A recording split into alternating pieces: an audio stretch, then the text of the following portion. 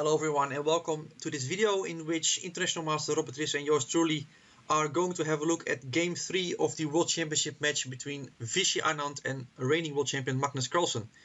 If you have been following the match, then you probably all know that Magnus had been dominating the first two games. He has been leading by 1.5.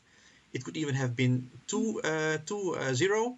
But Game 3 saw a complete turnaround. And Robbie, what are your thoughts? Yeah, I think actually Magnus deserves an early lead in the match. He has been playing very well, Right. especially in Game 2. We were really impressed by his play in the middle game. That was fantastic, yeah. Yeah, but on the other hand, I think he had some problems in Game 1 out of the opening. He played at Grunfeld, and for that reason, and it's part of his match strategy to mislead Vishy a little bit with his opening choices. Right. He decided to deviate from the Grunfeld, and he went for his other favorite opening, the Queen's Gambit declined. Not a big surprise, isn't it? No, I think it's something we could have expected, and Right. definitely Vishy expected it. It's a very solid opening, and it very serves Magnus well. It's true to his style, this opening. But still, I think Vishy managed to get something out of the opening here and managed to create a fight, which is usually not so easy in this. Yeah, it's a very solid opening, and at this point, these moves, we just go through them quite quickly because they have been seen in a number of games, actually more than a number of games. And those moves, B6, A5, they are aimed at trying to take down that center. Not only that, but also to exchange the bishop on A6, which is what he did right now. And after an exchange, rook takes A6. I was sure that it's going to be a great game today because actually the theoretical line continues with B5 here.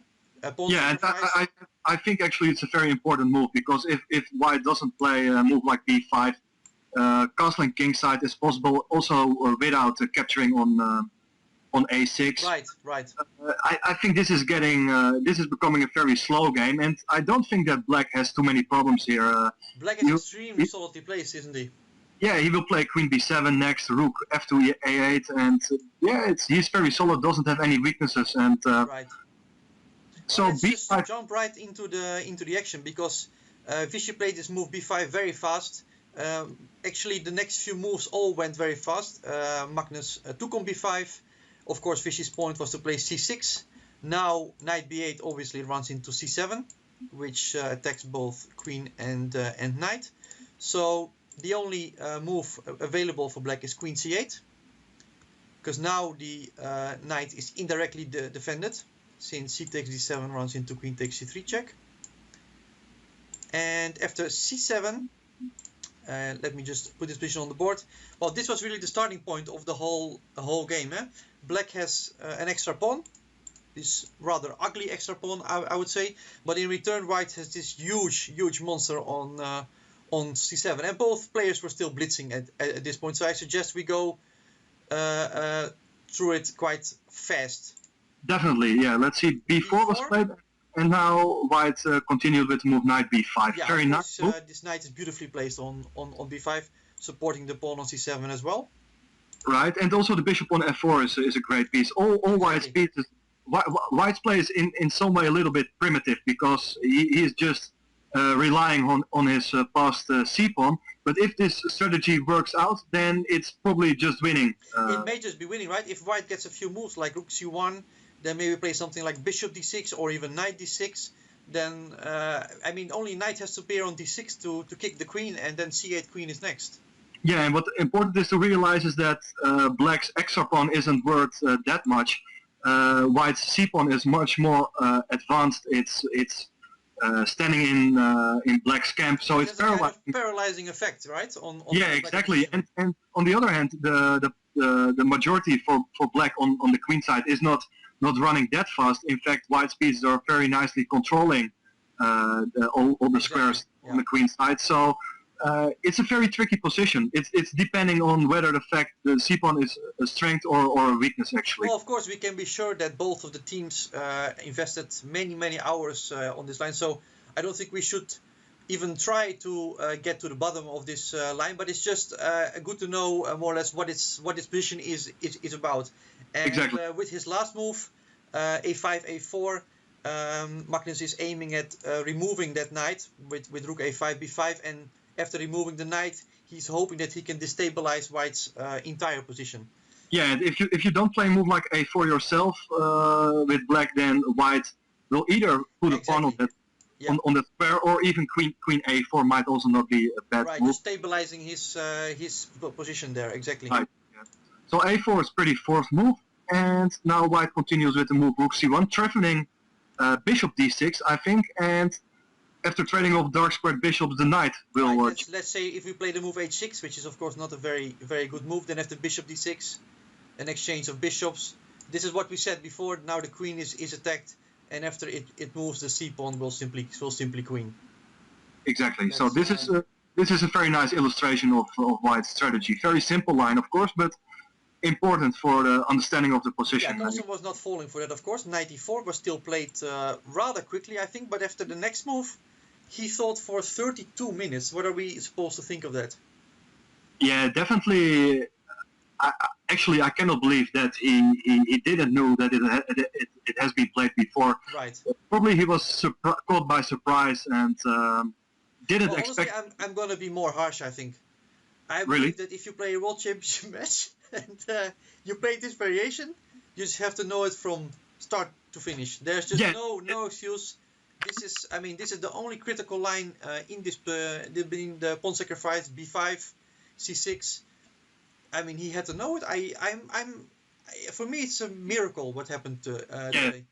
It's very strange, and definitely, especially in this case, because you can expect that Anand is aiming for sharper positions than in the previous match. Right. So he will try to catch you in the opening with some very concrete ideas, and yeah, in that sense, I was also surprised by to see he loses control out of the opening actually.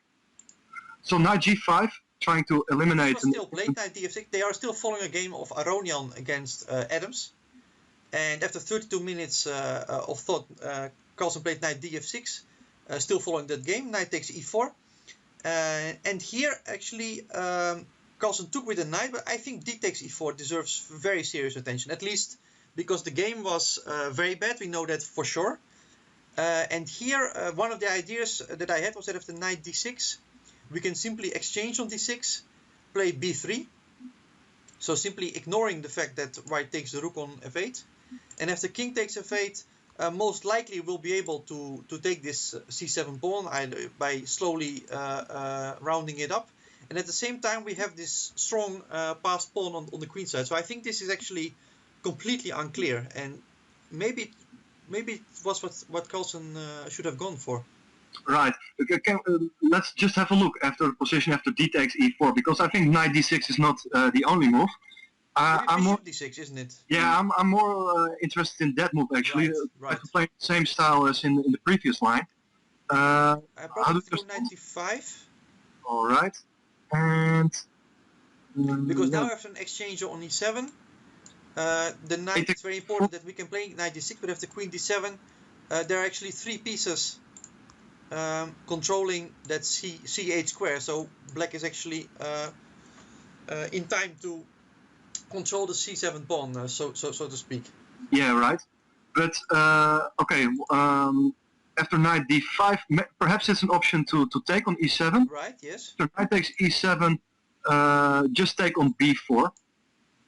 I think it's an interesting move as well. But after queen to d7, yeah, still it's more difficult. Huh? I think it's a mess. And on the other hand, the knight on b5 isn't. It doesn't have a stable square.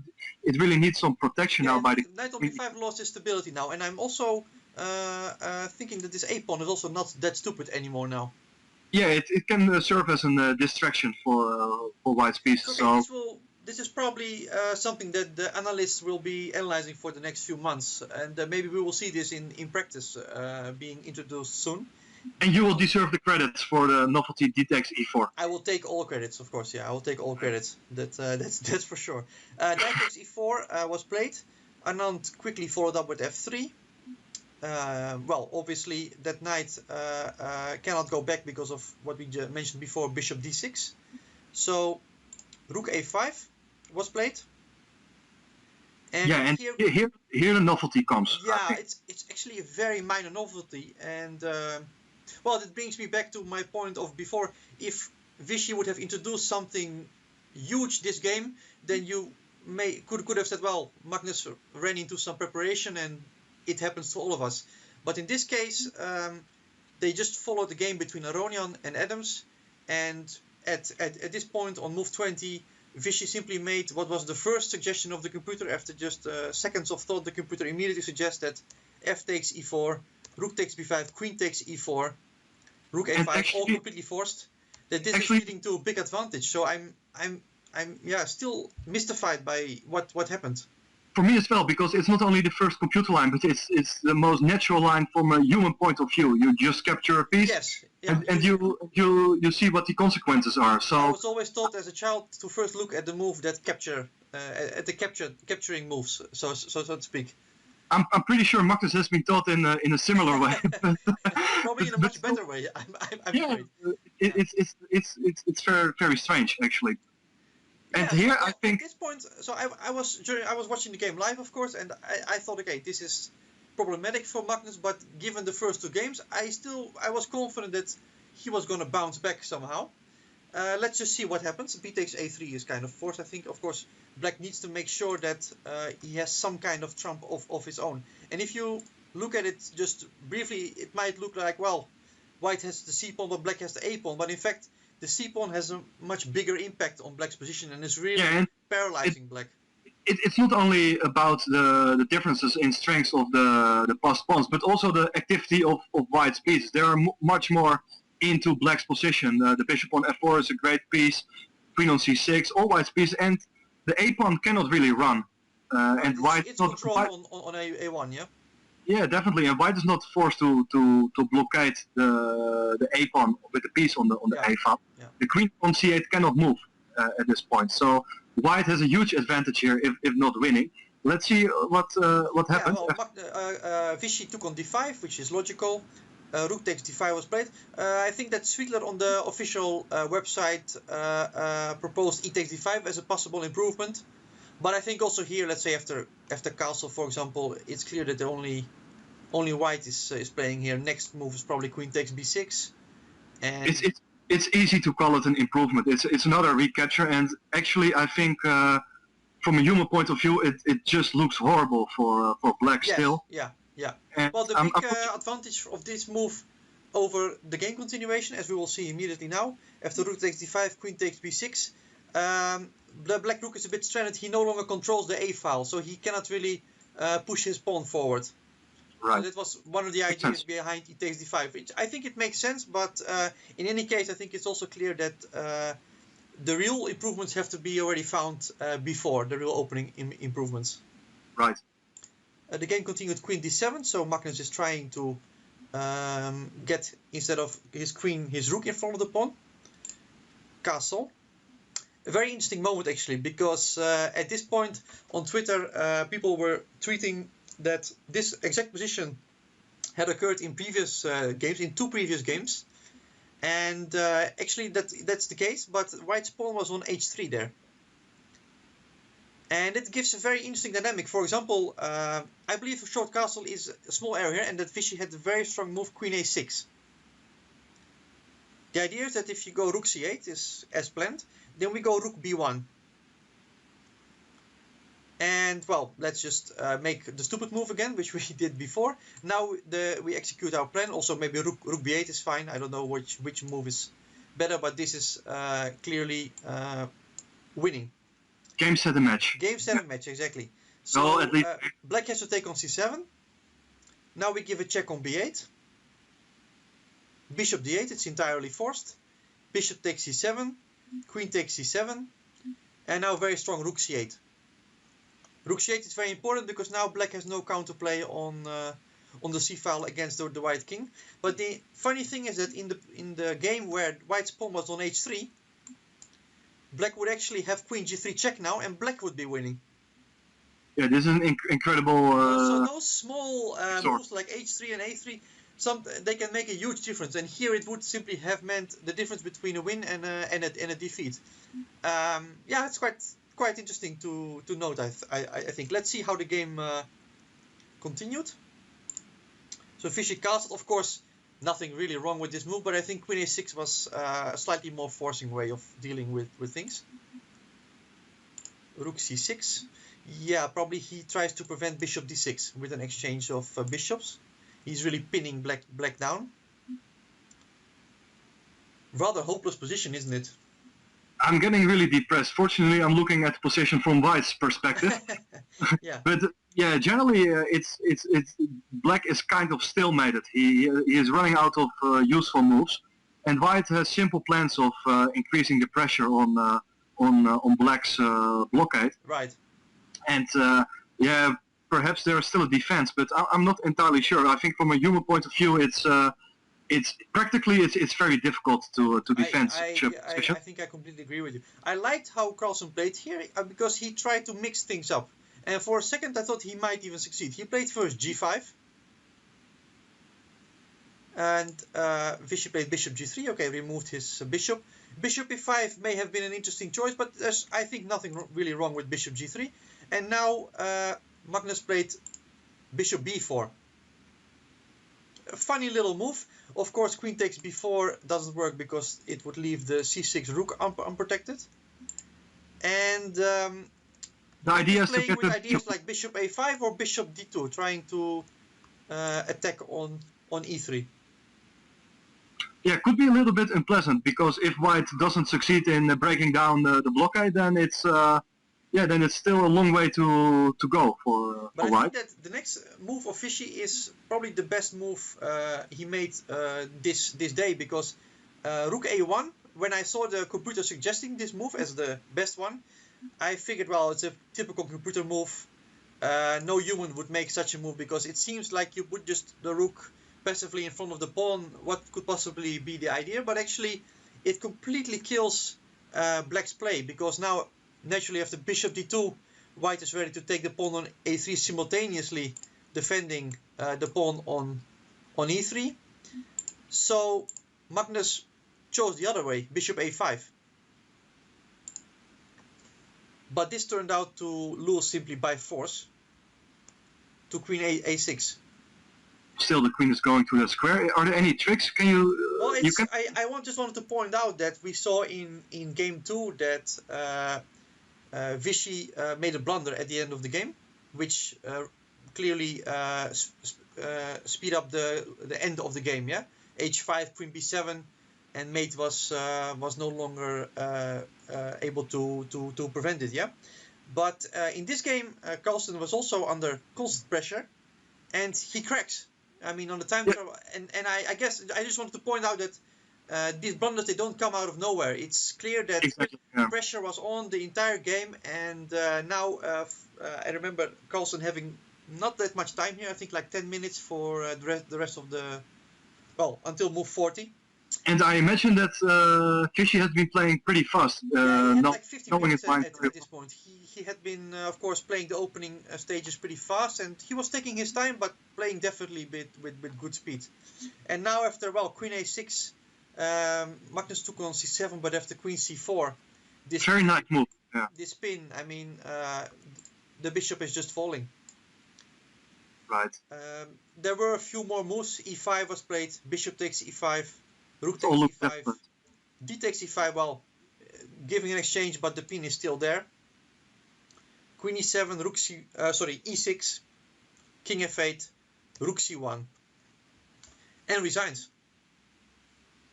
Almost perfect game by Fischer. I mean, we criticized him at one or two occasions. He could have perhaps finished the game a bit earlier, but all in all, it's a very nice piece.